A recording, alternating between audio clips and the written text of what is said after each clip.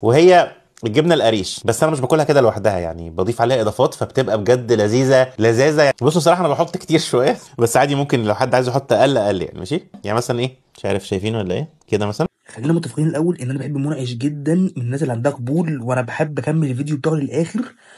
حتى لو بعمل ريفيو الهريسه مثلا، انا مش مهتم بالهريسه نفسها، بس انا بحب منعش، بحب طريقه كلامه، كفايه انه اسكندراني اصلا.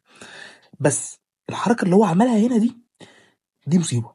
دي مش بس هتوقف النتائج في الخسسان، او انك مش هتعرف تخس، لا بالعكس، انت ممكن تكون حارم نفسك من حاجات كتير واسمك عامل دايت وبتزيد.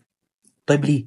شويه زيت الزيتون اللي هو حطهم دول، زيت زيتون صحي، طعمه حلو، بس فيهم لا يقل عن من 500 ل 700 كالوري. 700 كالوري دول ممكن يكونوا يوصلوا لنص سعراتك على مدار اليوم كله، في شويه زيت زيتون انت ما حسيتش بيهم اصلا. طيب انا عايز جبنه قريش، اعمل بالوصفه بتاعته وتبقى كريمي وتبقى ايه، اقدر احطها سبريد. حط لبن، شويه لبن قد كده، او زبدايه، دي او دي هتديك نفس النتيجه، هتبقى كريمي، طعمها حلو، ووفرت كم سعرات جبار.